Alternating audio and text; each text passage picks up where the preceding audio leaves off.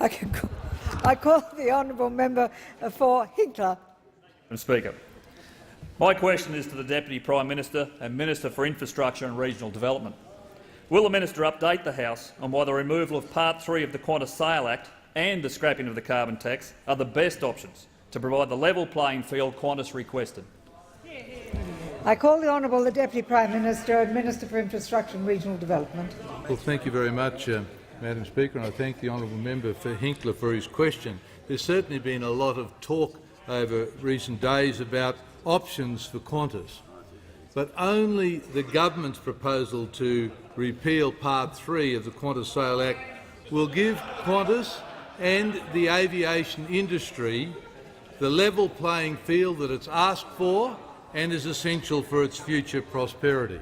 What we've heard from opposition repeatedly is talk about any kind of increased level of foreign ownership will lead to lost Australian jobs. Now, the honourable member for Hinkler's electorate is one of those that's benefiting now from the competition of having Virgin and Qantas flights servicing places like Bundaberg and Gladstone. Now, the Virgin domestic arm is majority foreign-owned, and yet I've noticed that Bundaberg and Hervey Bay, I haven't seen any pilots or crew I'll have a plan coming B in for him in a moment. I haven't noticed any pilots or crew from Abu Dhabi or Singapore or even Auckland. These are the jobs that are being created because Virgin flights are coming to Bundaberg and Hervey Bay are Australian jobs. They're Australian jobs, and when Qantas is able to have a degree of foreign ownership within its domestic arm, those jobs in Australia will still be Australian jobs, because it's not practical to run a domestic airline with staff that are flown in from other parts of the world.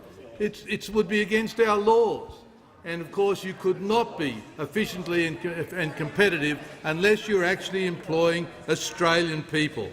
The reality is that these airlines that have had some foreign ownership a part of them have made an enormous contribution to Australian aviation. Remember what happened at the time of the Ansett collapse, and Hazelton and Kendall were essentially grounded. Well, it was a foreign investor, Kim Hai, who came in from Singapore, created Rex and resurrected services to so many regional communities. It was 100% foreign-owned airline. Now Rex employs 1,000 Australians, many of them in regional communities. Their flight crews, their pilots are all Australian. They're training pilots in Australia in their own academy. Now, the reality is that some of these airlines with foreign shareholdings have an enormous commitment to Australia. They've been prepared to back this country. The Rex partners lost a lot of money getting their airline up and running, and it's been to the benefit of this country. The reality is that we can invest.